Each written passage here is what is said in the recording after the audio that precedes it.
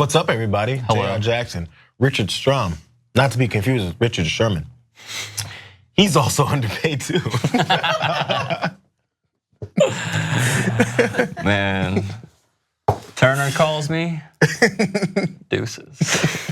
Okay, so on a serious note, Case Keenum went to the Denver Broncos. Kirk Cousins went to the Minnesota Vikings. Got $86 million guaranteed. And then this happened. Sammy Watkins reportedly will sign a 3-year contract with the Kansas City Chiefs in free agency.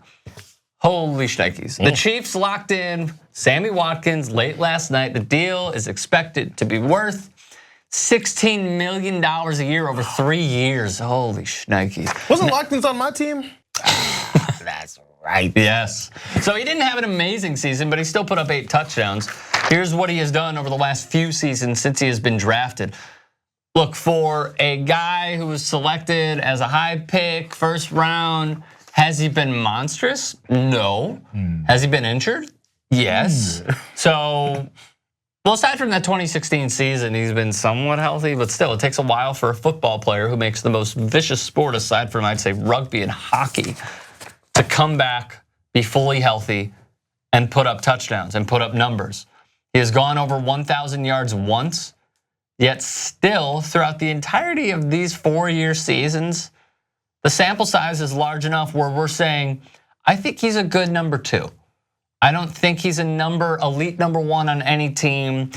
There's only 3 in my mind. It's Julio Jones, it's Odell Beckham, and Antonio Brown. Thank you very much. I was thinking of the younger, of the other small wide receiver. So with that being said, here's what Kansas City's offense looks like.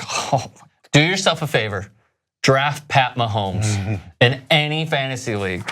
Pat Mahomes, Kareem Hunt, who only led the league in rushing.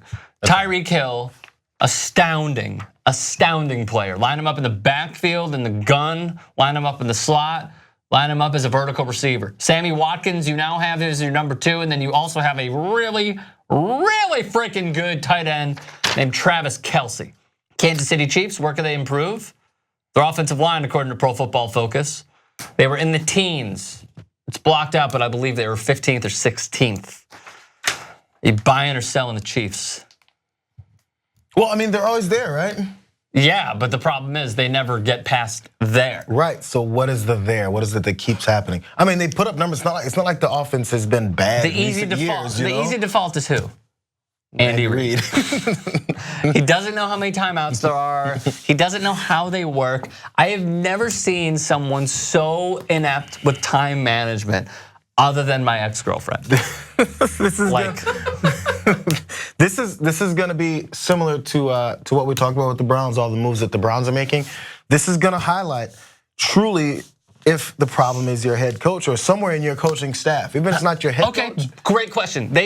No team is gonna stay fully healthy. Their weapons stay fully healthy. Their offensive line is healthy for the most part. They fall out of the playoffs again. And when I say fall out of the playoffs, they fall out.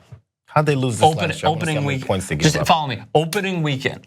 Okay, they fall out. Next year, maybe they win a game and then fall out. How long is the leash that you have on Andy Reid? Oh man, after all this, he's got like a year.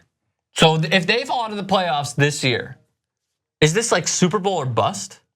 Go to the Super Bowl, you're fired? I feel like it kind of has How been about lately. AFC Championship game? I feel like even that. I think it has been lately. Like, so even if they make the AFC Championship, the excitement and be like, oh, we finally got to this point. We got to go Super Bowl and win it.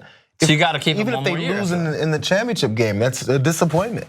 Now I think it's an unfair disappointment, but I think because of what the expectation for the Chiefs have been every year, you look at them in the regular season, even though it's not like they're going 14-2 or anything. Right. But you look at them in the regular season, and once the playoffs start, people start going, oh, well, it's the Chiefs again. I mean, that's an easy pick, and then it's not.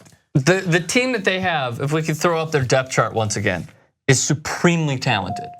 This team offensively, they're not like, we don't know necessarily about Pat Mahomes and if he's gonna be great his first year, but a lot of scouts are saying that he is gonna be damn good. I'm looking at it, Cannon of an article right now. Do the Chiefs need to move on from Andy Reid? That's the narrative. This is on January 6th. That's the narrative. It's been that way every single year. My question is, the Eagles, everything fell in place for them to win the Super Bowl post Andy Reid. It took a little bit. They had to endure Chip Kelly. I've seen. We all know how that happened. They weren't awful. He has a track record of getting almost there. They weren't awful, but what he did was divide the locker room between him and some of the players, a la Shady McCoy, who a lot of the teammates in Philadelphia and also Buffalo really like. My question is, if you are an NFL organization, do you stick with Andy Reid because you know you're going to be in the playoffs, but you're probably not going to go to the Super Bowl because he's been coaching for what, like 13 years? Yeah, well over 10. He went to the Super Bowl how many times? One. Was it even once? Yeah. One. And that's when Terrell Owens played on a broken leg and they still lost the Super Bowl. So my question is, Owens didn't break his leg. He played with a broken leg. Hey, prima donna, wide receiver, Totally overpaid. Total prima donna. Can't get in the first time because I need to prove a point to Terrell Owens that he can't do those sit-ups in his driveway. All right. So my question is, another example is the Chicago Bears. I'm gonna get to it, I swear. Another question is, another point is the Chicago Bears. They were good with Lovie Smith. They weren't great. They went to one Super Bowl. They have suffered ever since they fired Lovie Smith. If you are the Chiefs, do you fire Andy Reid and start over knowing that your core is like this on offense? But that's where I disagree with the way moves happen in today's just sports in general. What kinds? Well, moves where you get rid of a good head coach. When you're there every year. Ask the Browns if they would, and the whole fan base. What's my man's name? Mike Polk, out in Cleveland. Shouts out Mike Polk. Factory of Sadness. Ask Mike Polk if he would like to have his team in the playoffs nearly every year, and then with a chance every year, and then being disappointed. I think he'll take that.